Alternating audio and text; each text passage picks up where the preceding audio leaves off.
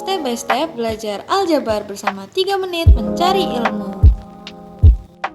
Hai, kenalan yuk sama aljabar.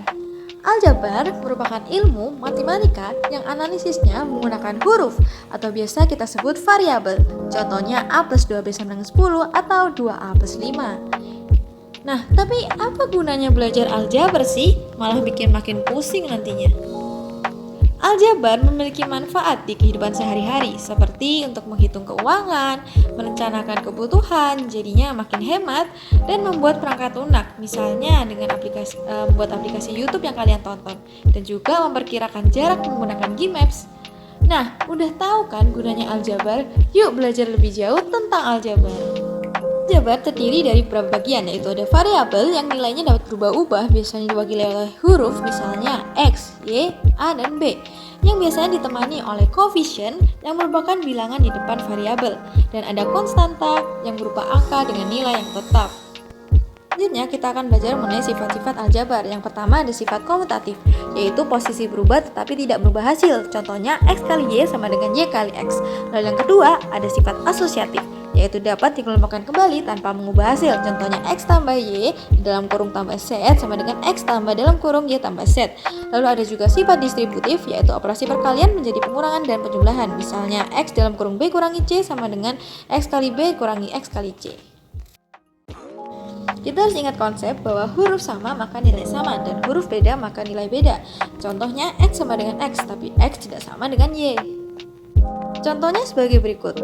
2X plus 5, apabila X sama dengan 6 maka hasilnya adalah 17. Sedangkan 2X plus 2B plus 5, jika X sama dengan 6 dan B sama dengan 3, hasilnya adalah 23. Pahami operasi. Jika persamaan dikali dan dibagi, maka semua persamaan harus dikali dan dibagi untuk menyelesaikan aljabar dua persamaan.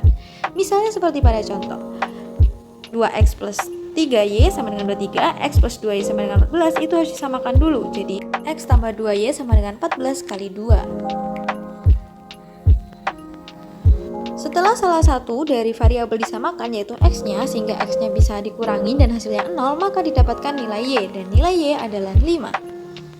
Selanjutnya, setelah nilai Y didapatkan, maka nilai ini dapat untuk menemukan variabel lain. Jadi dimasukkan ke dalam rumus untuk menemukan nilai X, dan didapatkan nilai X sama dengan 5. Selanjutnya, imajinasikan. Pada soal cerita, benda yang sama disimbolkan dengan huruf yang sama dan benda berbeda dengan huruf berbeda. Misalnya, Mimi memiliki apel sebanyak 3 buah lebih banyak dari 2 kali jumlah buah kiwi.